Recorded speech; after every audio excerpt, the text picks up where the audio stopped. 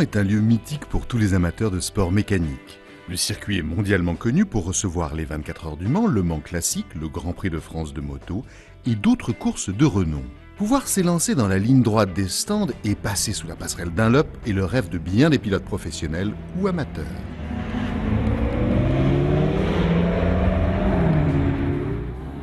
Pour certains, ce rêve est devenu réalité à l'occasion de 2 journées très particulières.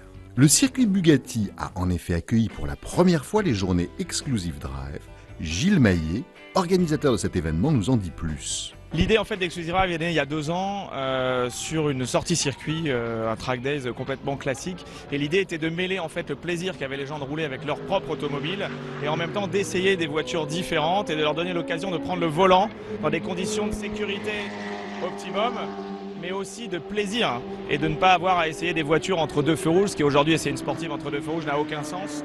En revanche, sur le Bugatti, là, ça prend tout son sens et les gens peuvent passer vraiment une journée très très sympa au volant de leur automobile, mais aussi d'autres voitures prêtées par les constructeurs qui sont présents. En fait, le sport automobile, c'est un petit peu le moteur de toutes les voitures sportives aujourd'hui et du marché de l'automobile sportive en France, qui roule sur la route. Aujourd'hui, vous pouvez avoir une Clio RS et être fasciné par la Formule 1 et il n'y avait qu'à voir l'attroupement quand la Formule 1 a démarré, c'est quelque chose d'un petit peu exceptionnel. Voir une Formule 1 rouler, tout le monde n'a pas l'occasion forcément d'aller sur un Grand Prix. Là, vous pouvez en voir une rouler en démonstration, elle est biplace, il y a des baptêmes qui sont donc à gagner en plus. C'est quelque chose d'un petit peu inaccessible pour beaucoup de gens en fait. Et là, ça devient effectivement quelque chose de possible. Donc la personne qui a fait le baptême tout à l'heure, qui est descendue de la Formule 1, je pense qu'il s'en souviendra pendant un bon moment.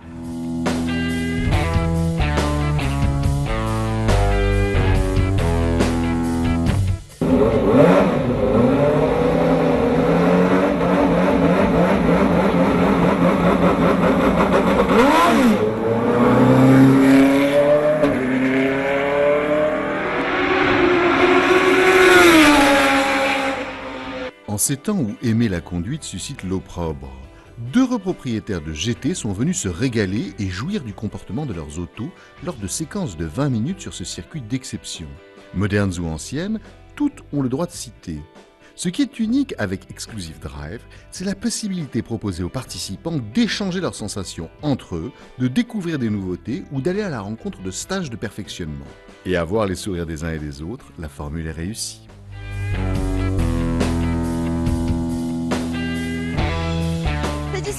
C'est du sport, ça secoue, il y a des sensations fortes, vraiment très très fortes, c'est impressionnant, elle est excellente, le bruit, très agréable, ça essouffle un petit peu parce que vraiment on est secoué, mais quelle sensation, faut venir. C'était bien, j'ai déjà fait le Mans pas mal de fois, mais vraiment Exclusive Drive, l'organisation est très bien, il y a beaucoup de personnel. Je suis très content de cette journée. Sensation du matin plutôt sympathique avec une météo plutôt clémente. La piste est aujourd'hui pas mal du tout parce qu'effectivement sur les coups de 11 heures elle était plus du tout humide, donc on a pu tourner comme il fallait, prendre des bonnes trajectoires.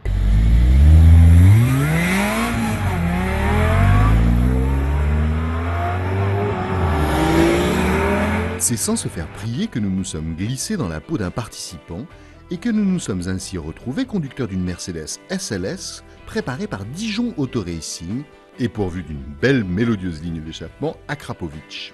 Que nous avons fait connaissance avec la McLaren MP4 12C ou enfin pris une belle leçon de pilotage avec la Porsche Driving School. C'est également l'occasion de revivre l'histoire en faisant un tour en Ford GT40. Et pour découvrir les sensations d'une accélération en Formule 1, il était possible de devenir un passager privilégié de Joël Rivière, partenaire de l'opération et qui offre des baptêmes inoubliables en F1 biplace ou en proto. Pour le plaisir des yeux et des oreilles, cette journée avait de quoi offrir de grands moments aux fans de belle mécanique. Dans les stands et sur la piste, il y avait de quoi se régaler. L'événement Exclusive Drive semble donc bien né.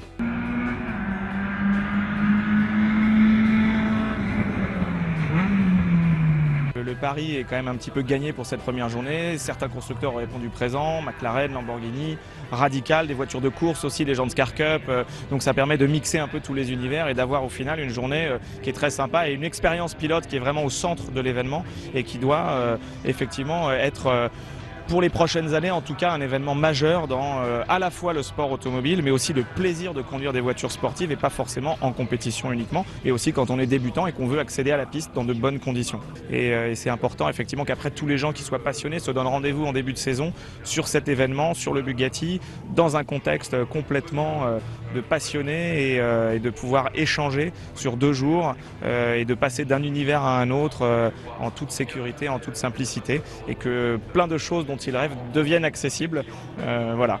Et c'est vrai que quand on peut monter dans une Pescarolo qui a roulé au Mans en baptême, c'est quelque chose d'un petit peu exceptionnel, et il y a peu d'événements, voire aucun, qui vous proposent ce genre de choses dans un lieu comme celui-là.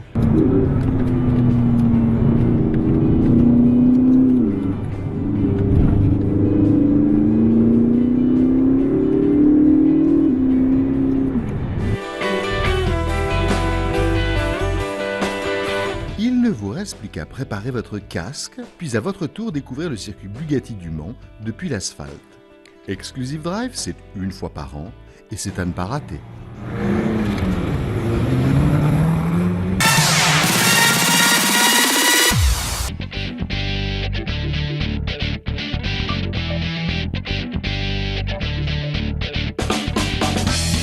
Notre 208 GTI DC, au rouge illuminant le climat incertain, reste sobre pour l'œil non avisé. Le bouclier redessiné, intégrant un drapeau à damier sur la calandre, est sans doute la principale nouveauté. On remarquera aussi les étriers de frein rouges que l'on entreaperçoit entre les jantes. L'auto peut aussi s'habiller de décorations sport. On regrettera l'abandon des drapeaux ornant le bas de la calandre vus sur les premiers concepts.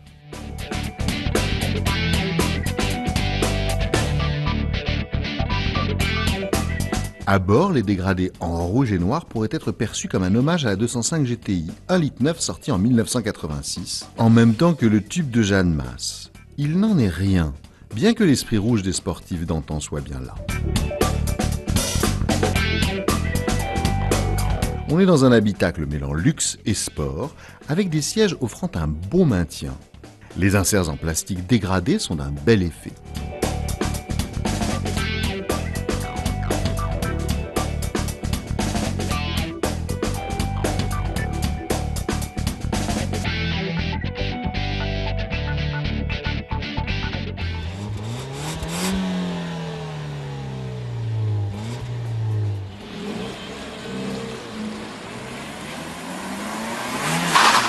Les routes plutôt grasses et humides du col de Vence nous ont contraints à un peu de retenue sur l'attaque des lacets, ici fort nombreux. Mais nous avons tout de même pu apprécier la précision de la direction de cette GTI des temps modernes.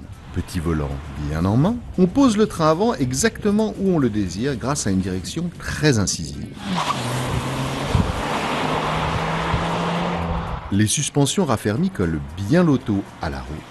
Le confort est un peu dégradé par rapport à une 208 normale, mais l'utilisation quotidienne n'est pas remise en cause. Le point fort de l'auto vient du THP 200, qui offre une accélération parfaitement linéaire et continue. On a l'impression que la 208 a toujours du souffle à revendre. Cela fait plaisir de jouer du levier sur ces petites routes pour repartir de plus belle après chaque sortie de lacet. Il est cependant dommage que le bruit de l'échappement n'ait pas été mieux travaillé. Le même moteur présent sur la RCZ offre une mélodie bien plus harmonieuse.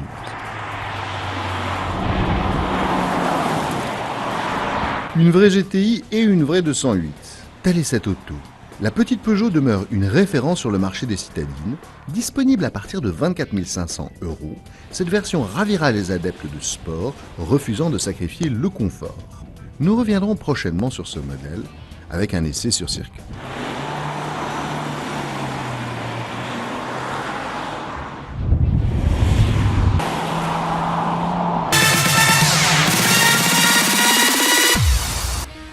Comment désolidariser des tubes d'échappement? Pare-chauffe. But à gaz lorsqu'on n'a pas de chalumeau. Pare-choc. Par meulage ou burinage.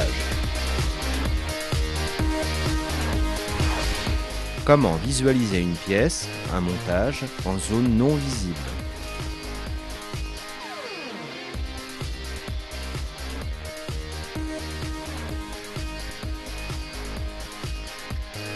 À l'aide d'un miroir. Comment guider une bougie?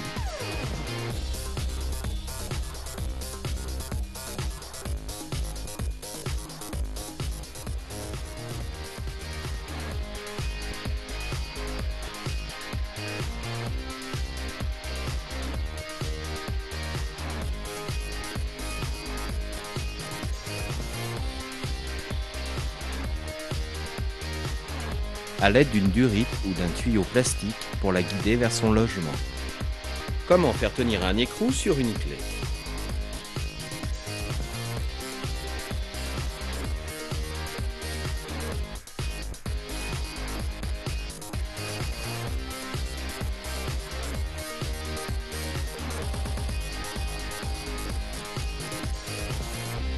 À l'aide de scotch, gaffeur ou de la graisse. Comment faire sans arrache-rotule?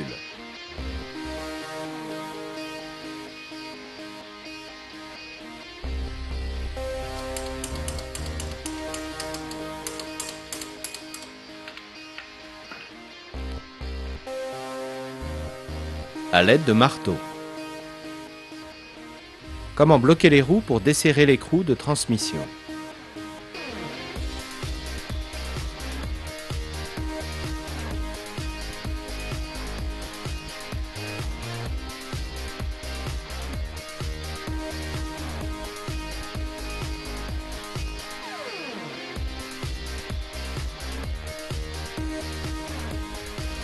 Mettre un morceau de bois entre la pédale de frein et le siège pour bloquer le disque. Comment changer un soufflet de cardan sans équipement?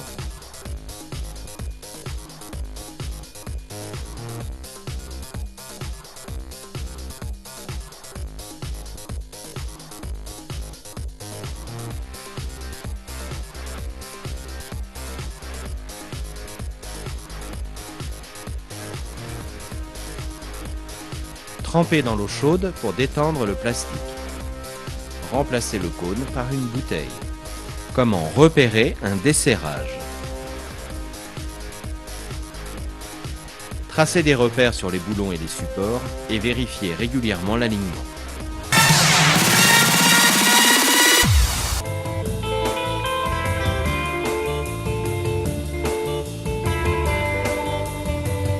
La Nouvelle California a renouvelé cette légende âgée de 40 ans en mêlant habilement maintien des acquis et renouvellement du design. D'une machine touring, la Moto Guzzi California 1400 se fait dorénavant custom en oubliant ses aspects pratiques pour mettre l'accent sur le plaisir et le style. Le gros bicylindre transversal en V de 1400 cm3 est toujours de la partie. Ce qui change, ce sont quelques éléments pour rendre la moto plus vive et plus belle.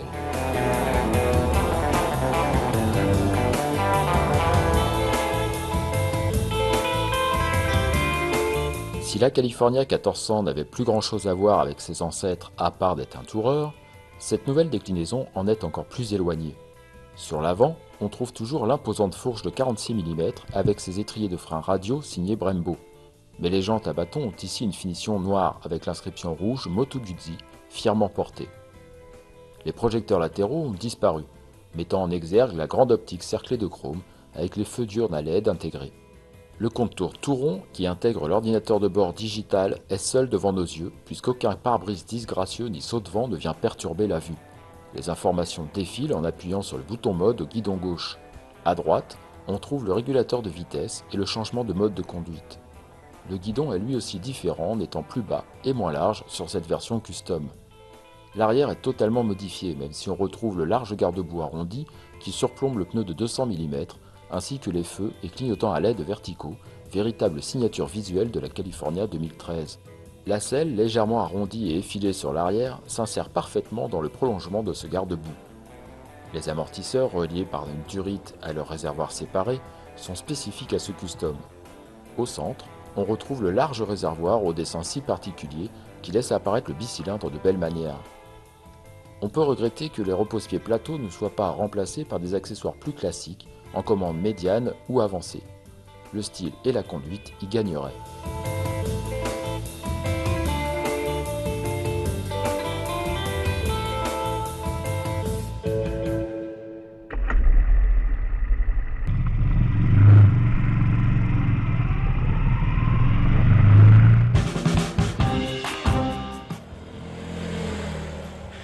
Touring ou custom, la motorisation, la boîte à 6 rapports et le cardan sont identiques. Les caractéristiques du châssis aussi, en dehors des amortisseurs. À la mise en route, sous les 2500 tours par minute, les vibrations sont bien là. C'est au-dessus qu'il faut maintenir le régime du moteur, là où il reprend sans faillir jusqu'à 6000 tours par minute. On peut limiter assez facilement les changements de rapport tout en tenant une belle allure sur le réseau secondaire. La machine se place en virage et passe d'un angle à l'autre sans effort. Elle est stable, vive et assez précise pour rouler sans crainte au détail près de la garde au sol. Elle incite naturellement à tenir un rythme plutôt élevé. Les tampons en plastique sous les repose-pieds touchent très rapidement et laissent peu de marge avant que le support ne le fasse en relevant la moto. C'est là qu'on regrette de ne pas avoir des commandes normales. Les plateaux ne semblent pas adaptés à la très agréable dynamique de cette moto. Le freinage avec des étriers radio à l'avant est équipé de l'ABS. Il se montre très agréable, puissant et sans surprise malgré son efficacité. Avec un frein arrière qui manque de mordant en comparaison avec la concurrence, il faudra changer de sa conduite si on est habitué au custom. Le frein avant doit être davantage sollicité que chez les rivaux. Les 3 modes de conduite changent nettement le ressenti. Le mode sport est plus vif à l'ouverture des gaz comme à la fermeture.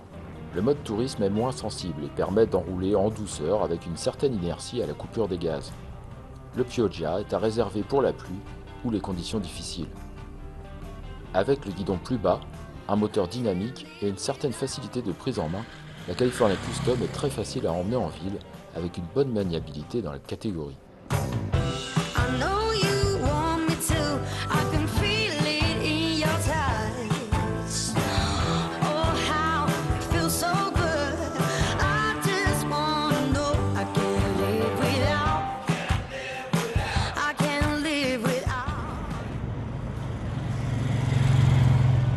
Quoi qu'il en soit, la California Custom apporte une vraie bouffée d'air frais dans le paysage, que ce soit esthétique ou à la conduite. Le mélange des chromes et du noir lui va parfaitement, et pouvoir contempler les culasses qui reflètent le paysage en roulant est unique. La California Custom est uniquement disponible avec l'ABS, au tarif de 17 350 € en noir ou en gris, soit 2 000 € de moins que sa sœur Touring.